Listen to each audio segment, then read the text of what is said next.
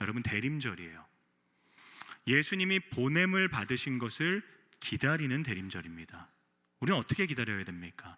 하늘만 멍하니 쳐다보면서 언제 오실지를 멍하니 기다려야 되는 인생들이 아니에요. 예수님이 그렇게 보냄 받으신 것처럼 나를 보내셨다라는 사실을 기억하며 살아가고 있는 나의 선교지 일상에서 보냄 받은 자로서의 합당한 삶을 살아가야 될 줄을 믿습니다. 어떻게 사는 것이 그렇게 사는 것일까요? 본문을 통해 저희가 좀 생각해 보면 좋을 것 같아요. 여러분, 오늘 본문에도 이 파송을 받은 두 사람, 디모데와 에바브로디도라고 하는 사람이 등장합니다. 이 편지를 작성할 때 사도 바울은 감옥에 갇혀 있던 상황이었어요. 그래서 자기가 너무나도 사랑했던 이 빌립보 교회에 직접 갈 수 없는 거죠.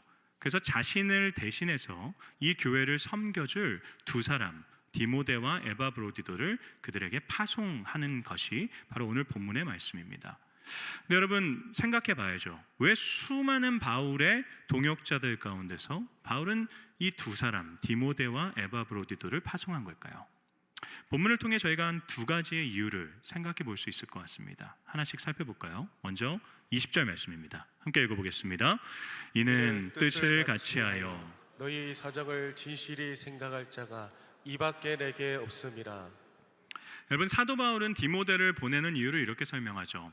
나와 뜻을 같이해서 너희의 상황과 너희의 사정을 진실하게 생각할 사람이 내 주변에는 이 사람밖에 없다라고 얘기해요. 왜냐하면 바울 주변에는 다 자기의 일을 생각한 사람들이 있었지 너희의 일을 먼저 생각한 사람이 없었다라는 거죠.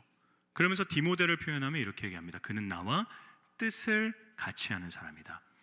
여러분, 이 단어를 직역하면 이런 표현이에요. 그는 나와 영혼을 같이 하는 사람이다. 영혼을 공유한 사람이다. 여러분, 영혼을 공유했다라는 것이 무엇입니까? 디모데의 뜻이 바울의 뜻이고요. 디모데의 생각이 바울의 생각이고요. 디모데가 하는 말과 디모데가 하는 행동이 바울이 의도했던 말과 행동이다라는 거죠. 말 그대로 바울의 모든 생각과 감정과 행동, 그의 뜻을 공유한 사람. 그래서 내가 언제든지 나의 뜻을 믿고 맡길 수 있는 내 마음을 온전히 이해하고 있고 나와 영혼을 공유한 사람이 바로 이 디모데다라고 하며 그들을 보내고 있는 것입니다. 여러분, 사람이 사람을 신뢰하고 자신의 뜻을 나누는데도 생각보다 오랜 시간이 필요해요. 어떻게 누군가를 신뢰하십니까? 오랜 시간을 함께 보내야 되죠. 그러면서 여러 상황들을 함께 지나야 돼요. 아, 이 사람 이럴 때 이렇게 반응하는구나. 아, 이 사람 이럴 때 이렇게 반응하는구나. 그 사람의 반응이 신실할 때, 일관적일 때, 시간이 지나면서 그 사람이 검증이 되었을 때, 아, 비로소 나의 생각을 나눌 수 있고 나의 뜻을 공유할 수 있고 나의 감정을 이해해 줄 수 있는 동역자가 되어지는 것이죠. 동역자는 생겨나는 것이 아니라 만들어지는 것입니다. 여러분, 바울과 디모데도 마찬가지였어요. 그들도 여러분 오랜 시간을 함께 했던 사람들이었습니다. 여러분, 22절 말씀 한번 읽어볼까요? 22절입니다. 시작. 디모데의 연단을 너희가 아나니 자식이 아버지에게 함같이 나와 함께 복음을 위하여 수고하였느니라. 여러분, 바울은 디모데의 연단을 너희가 알고 있지 않습니까? 라고 얘기합니다. 연단이라고 하는 이 단어는 오랜 세월을 지나서 그 가치가 증명되어진 상태를 의미하는 거예요. 오랜 세월 동안 함께함으로써 가치가 증명되어진 상태, 그게 연단입니다. 바울이 이런 얘기를 하는 거죠. 여러분, 이 디모데라는 사람은 나와 함께 오랜 세월을 지나면서 여러분 정말 믿을 만한 사람이다라고 하는 가치가 증명된 사람입니다라는 걸 얘기하고 있는 거예요. 여러분, 디모데는 바울이 2차 전도 여행을 떠났을 때 그의 전도팀에 합류했습니다. 그리고 2차 전도 여행을 늘 함께 했고 3차 전도 여행 때도 동행했고요. 그 여행이 끝난 후에 바울이 지금 로마 감옥에 갇히게 되었을 때도 디모데는 바울을 떠나지 않고 그와 함께 했어요. 그런데 7년이 넘는, 제가 계산해보니까 7년이 훌쩍 넘더라고요. 7년이 넘는 세월 동안 디모데는 바울과 동역하면서 늘 일관된 한 가지의 모습을 보였던 것 같아요. 그게 무엇입니까? 자식이 아버지를 섬기는 것 같이 자신을 섬겼다는 거죠. 이 섬겼다라고 하는 단어는 가장 비천한 종의 섬김을 표현하는 단어입니다. 디모데는 완전히 낮아져서 사도 바울을 자신의 주인처럼 여기면서 그의 모든 필요를 섬겼다라는 거죠. 근데 어떻게 섬겼다고 하나요? 자식이 아버지를 섬기는 것 같이. 그렇게 가장 낮은 자리에서 마치 종처럼 섬겼는데 섬기는 그의 마음 속에는 사도 바울을 사랑하고 존경하는 마음이 가득 넘쳤다라는 것입니다. 처음 만난 그때부터 지금 감옥에 갇혀 있는 이 순간까지 디모데는 한순간도 빠짐없이 사도 바울을 그렇게 자식이 아버지를 섬기는 것 같이 섬겼다라는 거죠. 여러분, 바울이 어떻게 했을까요? 바울 역시도 디모데를 아버지가 자식을 사랑하고 아끼는 것처럼 아끼고 품어주었을 것입니다. 그들은 그 긴 세월 동안 서로 섬기고 서로 아껴주는 그런 사이 속에서 뜻이 통하고 영혼을 공유할 수 있는 동역자가 되었다라는 것이죠. 여러분, 이거 생각보다 되게 대단한 일입니다. 왜냐하면 사실 바울과 디모데는 이런 동역자가 될 수 있는 조건보다 되지 못할 조건이 훨씬 더 많은 사람들이었기 때문이에요. 여러분, 바울과 디모데의 나이 차이가 얼마나 되는 줄 아세요? 대부분의 학자들이 인정하는 것이 최소 25살 이상의 차이가 난다고 합니다. 여러분, 25살 어린 분이랑 영혼을 공유할 수 있으세요? 쉽지 않죠. 저도 25살 이상 되는 어른들이랑 저의 모든 생각과 뜻을, 저의 영혼을 공유하기 쉽지 않을 것 같아요. 25살 이상 차이 나는 엄청난 나이 차이가 있었어요. 성격도 달랐습니다. 사도 바울은 담대한 사람이었어요. 대담한 사람이었습니다. 디모데는 어땠습니까? 소심하고 유약한 사람이다라고 얘기해요. 성격이 달랐기 때문에 얼마든지 서로가 서로의 이해되지 않는 부분들이 너무 많았을 거예요. 상황도 달랐습니다. 사도 바울은 그냥 떠돌이에 불과했어요. 떠돌이 선교사였습니다. 근데 이 디모데는요, 유복한 가정에서 남부럽지 않게 고생 모르고 자란 젊은 청년이었습니다. 나이도 다르고 성격도 다르고 상황도 달라요. 모든 것이 달라서 한 뜻이 될 수 있는 조건이 너무나도 희박한데 그 모든 차이들을 뛰어넘어서 그들을 한 뜻으로 묶어준 하나의 공통점이 있었다는 거죠. 그 공통점이 무엇입니까? 22절 말씀 다시 읽어보겠습니다. 시작. 디모데의 연단을 너희가 아나니 자식이 아버지에게 함같이 나와 함께 복음을 위하여 수고하였느니라. 복음을 위하여 수고했다라고 얘기해요. 왜 디모데가 사도 바울을 자식이 아버지를 섬긴같이 섬겼나요? 사도 바울이 복음을 위하는 사람이었기 때문에. 왜 사도 바울이 디모데를 마치 자신의 자식처럼 아꼈나요? 그가 복음을 위하는 사람이었기 때문에. 서로 달랐던 그 두 사람을 하나로 묶어줄 수 있었던 유일한 공통분모, 유일한 공통점이 예수 그리스도의 복음이었다라는 거죠. 여러분, 이거 우리에게도 마찬가지 아닙니까? 여러분, 교회의 하나됨은 어떻게 이루어집니까? 저와 여러분, 여러분과 여러분 각기 너무 다르잖아요. 우리를 하나로 묶어주는 단 하나의 공통점이 무엇입니까? 예수 그리스도의 복음입니다. 여러분, 우리 모두는요 한 가지를 공유하는데 그리스도를 소유한 자다라는 거예요. 세상이 죽어도 줄 수 없는 공통점을 우리는 공유하고 있습니다. 여러분, 교회는요 그 공통점 외에는 다 달라요. 교회만큼 차별이 심하게 일어날 수 있는 곳도 없습니다. 다 다르기 때문에. 오직 예수 그리스도의 복음 하나만이 우리의 모든 다름을 뛰어넘어서 하나 되게 만들어주는 공통분모입니다. 그래서 여러분, 교회가 어떻게 하나 되는 줄 아세요? 교회의 하나됨은 어떤 한 사람이 자신을 희생해서 다른 사람에게 맞춤으로써 하나 되는 것이 아니에요. 교회의 하나됨은 모두가 그리스도의 복음에 맞춤으로 되어지는 것입니다. 나의 뜻이 있어요. 나의 생각이 있어요. 저 사람이 나보다 더 직분이 높기 때문에, 저 사람이 나보다 더 직업이 괜찮기 때문에, 저 사람이 나보다 더 똑똑하기 때문에 내가 그 사람한테 맞춰야지가 아니라 어떤 사람이든 간에 그리스도의 복음을 위한 일이라면 뜻을 꺾고 생각을 꺾고 감정을 꺾어서 복음에 맞추는 거예요. 그게 우리가 하나 될 수 있는 유일한 길입니다. 내 생각과 달라요. 그런데 이게 복음을 위한 일이에요. 기꺼이 내 뜻을 꺾는 거죠. 여러분, 교회를 하나 되게 할 수 있는 유일한 힘은 복음밖에 없습니다. 저희가 이걸 이번 주에 미리 경험하지 않았나요?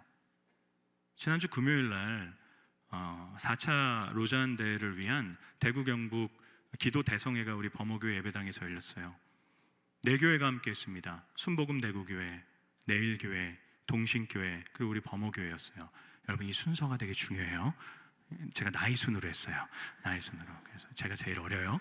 네, 그래서 이제 4개 교회가 연합을 했습니다. 4개 교회 목사님들이 함께 모였어요. 4개 교회 성도님들이 함께 모였어요. 그래서요, 각기 다른 교회의 성도들이 이 자리에 모여가지고 한 찬양을 불렀어요. 한 하나님을 높여드렸어요. 같은 말씀을 들었어요.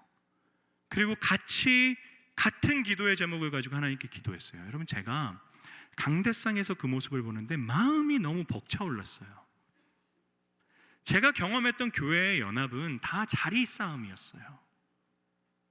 제가 경험했던 교회는 연합한다 그러면 늘 분열했고요. 늘 여러분 견제했고요. 제가 여기 앉아가지고 야, 이게 되는구나. 바로 옆에 있는 교회와 교회가 함께 만나서 한 하나님을 예배할 수 있구나.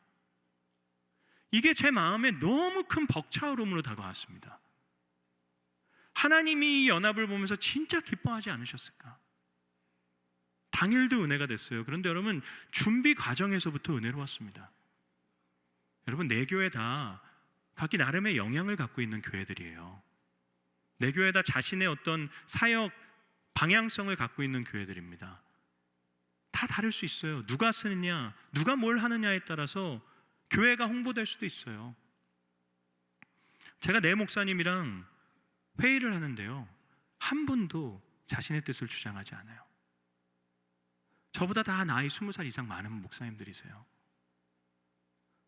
진짜 어리디 어린 저의 의견을 존중해 주시고요, 주장하지 않으세요.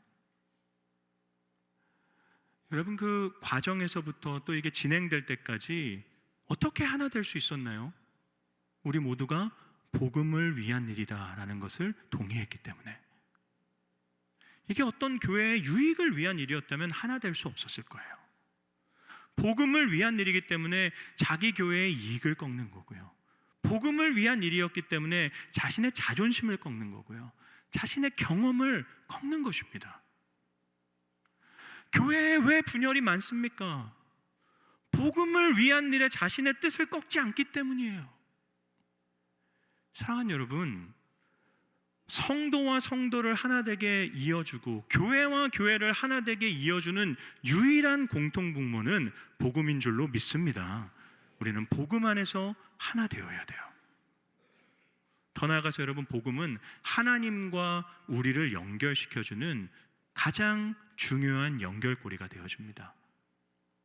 우리 이거 늘 궁금해하지 않나요? 하나님의 뜻이 무엇입니까? 하나님, 내가 어떻게 하면 하나님 기쁘게 할 수 있나요? 하나님, 나를 향한 주님의 뜻이 뭐예요? 간단합니다. 복음을 위한 일을 살아가십시오. 하나님의 뜻은 늘 복음에 있어요. 여러분, 복음을 위한 삶을 살아가라, 복음을 위해 자신을 드려라 라는 말이 저처럼 무슨 목회자다라는 얘기가 아닙니다. 처음에 말씀드린 것처럼 여러분이 예수님을 믿은 순간 여러분의 일상은 하나님이 여러분을 보내신 선교지가 되어줍니다. 삶의 목적이 무엇인가가 중요한 거죠. 내가 살아가는 내 인생, 예수님을 믿기 전과 믿은 후가 똑같을 수 있지만, 바뀐 게 아무것도 없지만 한 가지만 바뀌면 되는 거예요. 목적이 바뀌면 되는 겁니다. 무엇을 하든 간에 그리스도의 복음을 위해 내가 이 일을 감당한다, 내가 이 일을 통해서 하나님의 영광을 드러내겠다, 그 목적을 가지고 일할 때 그 지점이 하나님의 뜻이 이루어지는 지점이에요.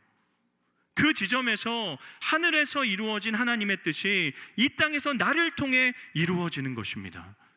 그 지점에서 바로 하나님과 내가 비로소 동역자가 되어지는 것입니다.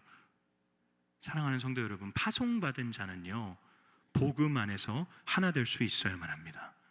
저는 저와 여러분이 예수 그리스도의 복음으로 서로가 하나 되고 하나님과도 하나 될 수 있는 믿음의 동역자들이 되기를 주님의 이름으로 축원합니다.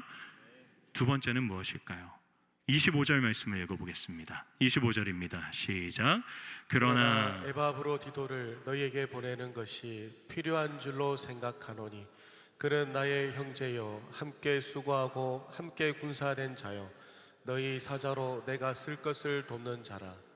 여러분, 사도 바울은 디모데를 보내고 난 후에 에바브로디도를 보내면서 그를 소개하죠. 그러면서 이렇게 소개합니다. 마지막에 그는 너희 사자로 내가 쓸 것을 돕는 사람이다.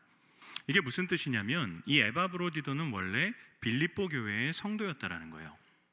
빌립보 교회의 성도였는데 이 사도 바울이 감옥에 갇혔다는 얘기를 듣고 이 교회가 사도 바울을 너무 사랑했기 때문에 성도들이 헌금을 모으기 시작했어요. 그래서 바울을 돕기 위한 헌금을 모았는데 그걸 전달해 줘야 되잖아요. 그래서 전달하는 사람으로 뽑은 사람이 이 에바브로디도였어요. 그래서 그는 빌립보 교회 성도들의 헌금을 들고 로마로 바울을 찾아온 것입니다. 그리고 떠나지 않고 그의 곁에 머물면서 그의 감옥 생활을 도와줬던 사람이에요. 그래서 아마도 이 에바브로디도는 교회의 장로님이었을 거다라고 추측합니다.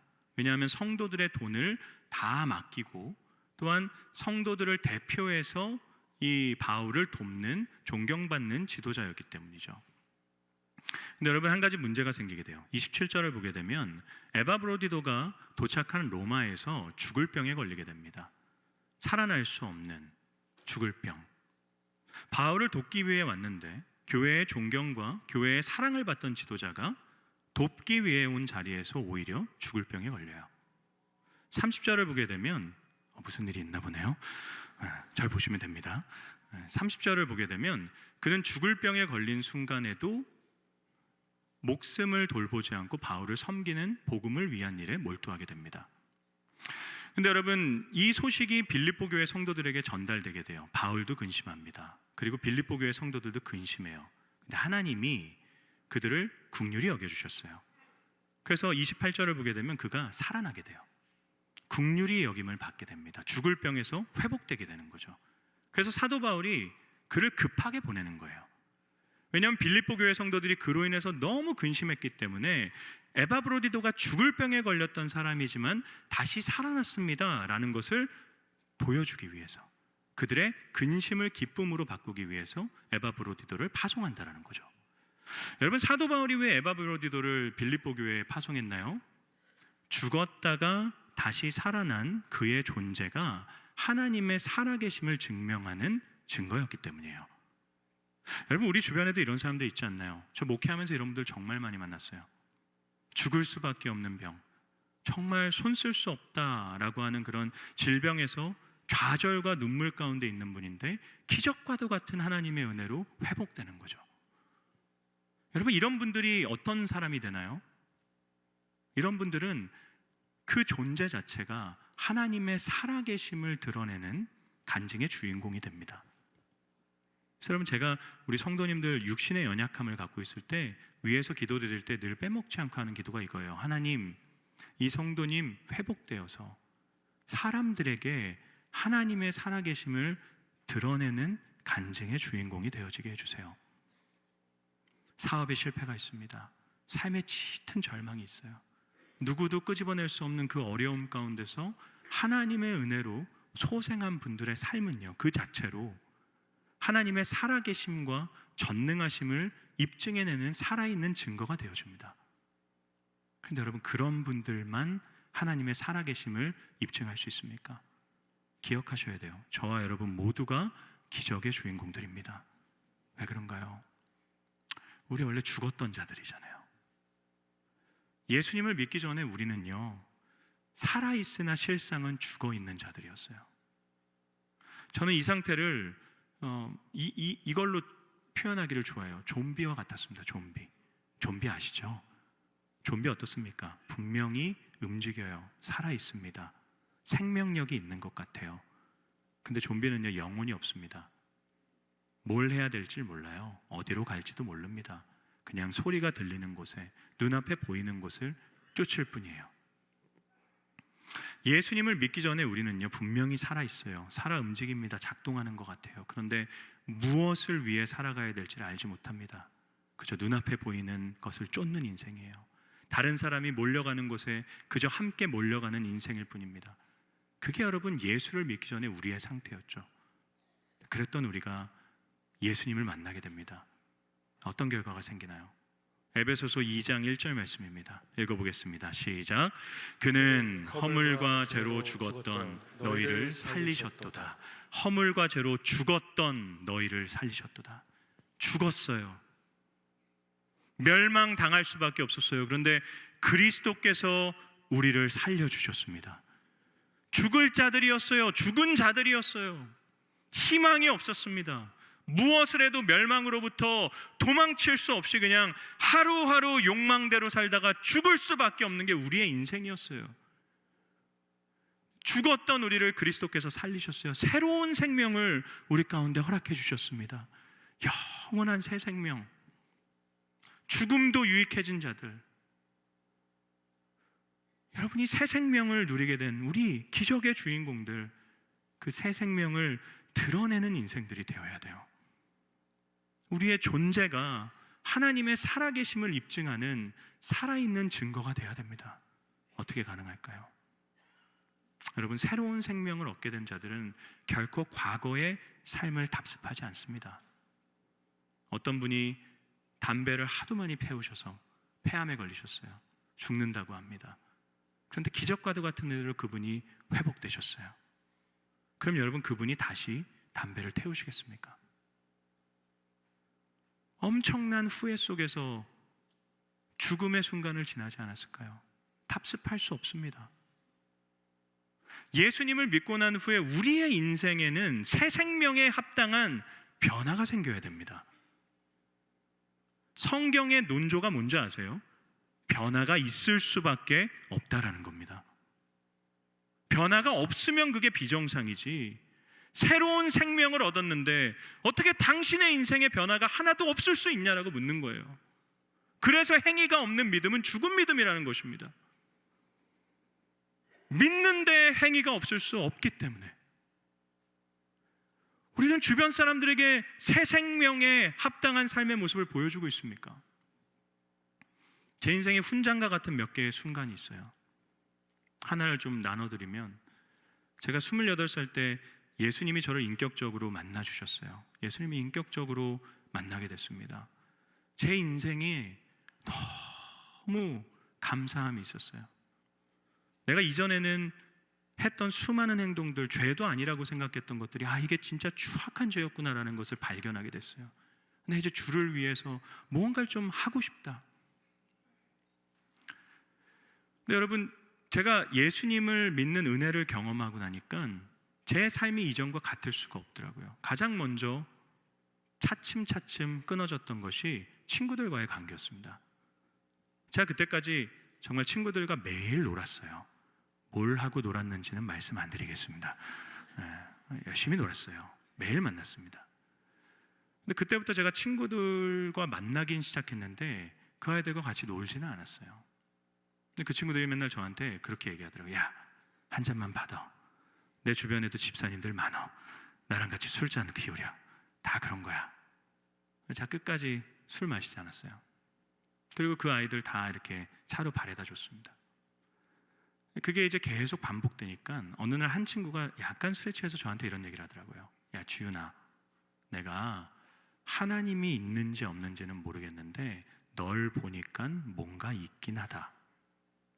그게 저한테 약간 훈장처럼 다가왔어요. 널 보니까 뭔가 있긴 하다.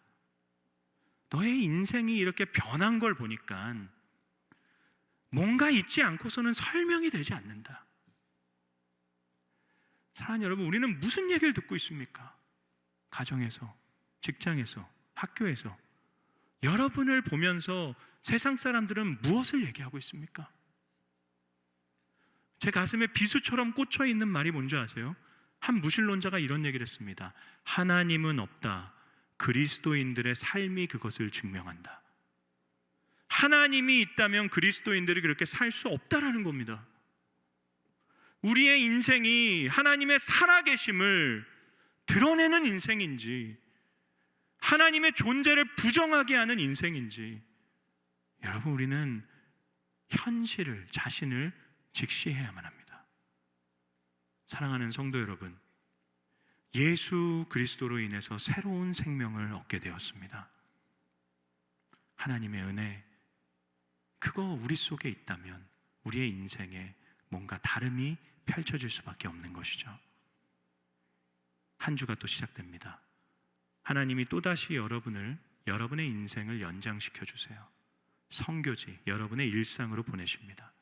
그곳에서 복음을 위하여 살아가며 더 나아가 생명이신 하나님의 존재를 드러낼 수 있는 살아있는 증거들로 살아갈 수 있는 저와 여러분 될 수 있기를 주님의 이름으로 축원합니다.